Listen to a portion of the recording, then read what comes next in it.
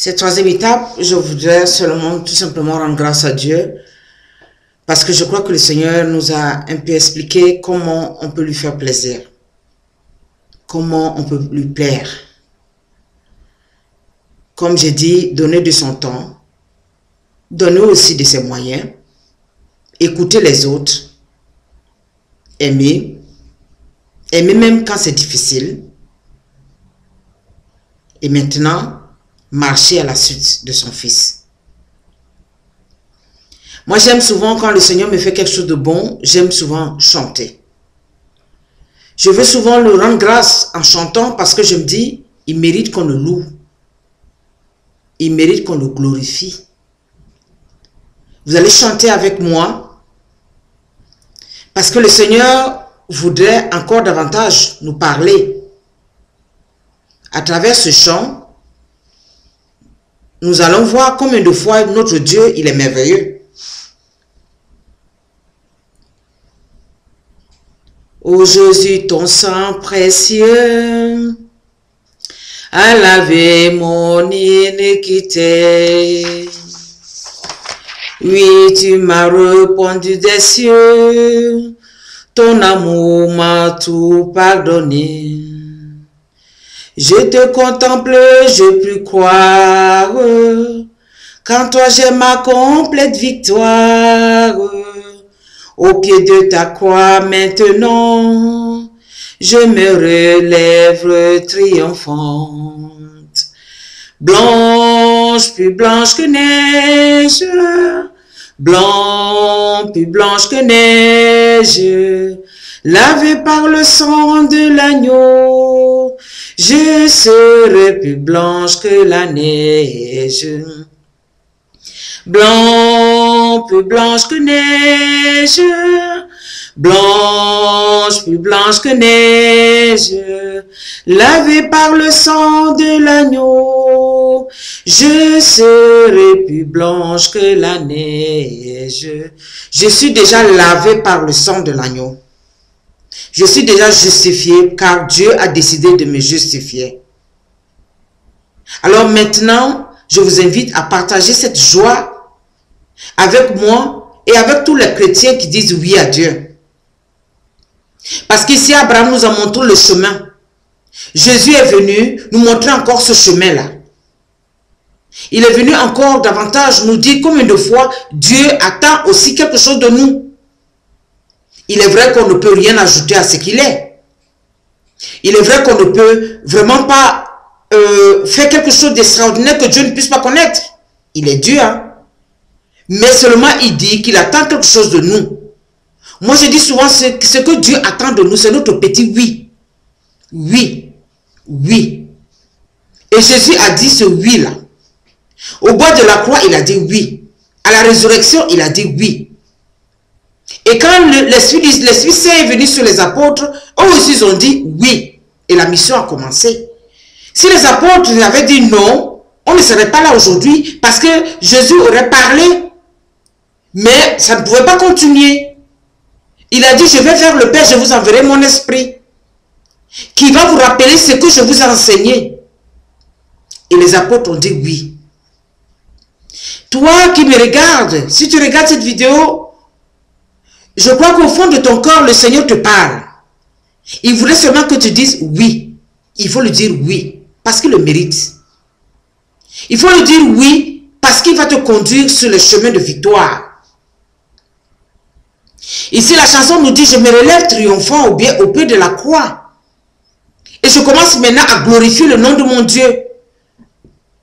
Parce qu'ici, il m'a montré qu'il est un Dieu d'amour et qu'il peut composer avec moi, qui ne suis qu'une simple créature mortelle. Parce qu'il a composé avec Abraham. Il a composé avec d'autres personnes avant que son fils puisse arriver. Il a composé avec David, par exemple.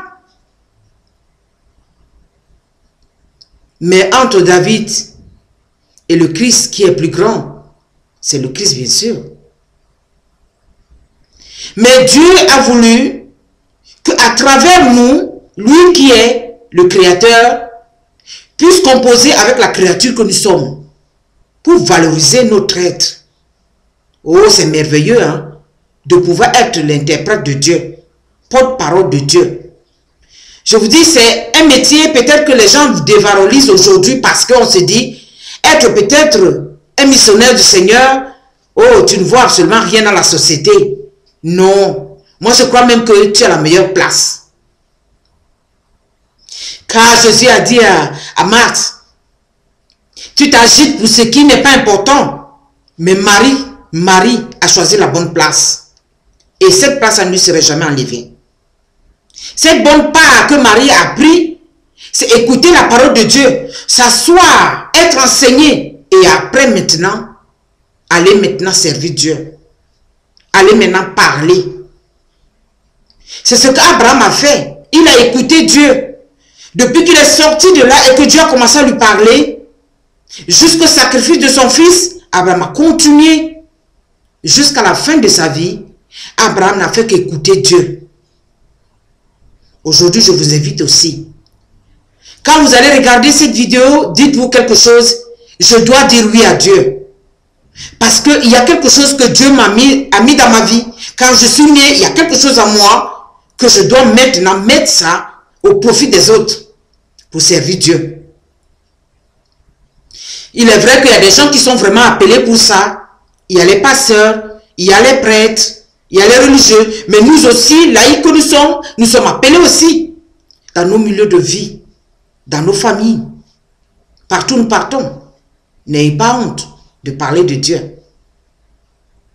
Souvent aujourd'hui, on dit l'émancipation. On dit aujourd'hui, la vie est tellement, on est tellement émancipé que parler de Dieu, c'est être quelqu'un de rétrogradé. Non. Mais il faut parler avec un tact. Dire à la personne que Dieu t'aime tel que tu es. Il ne faut pas avoir honte de lui. Nous avons besoin de ça pour vivre.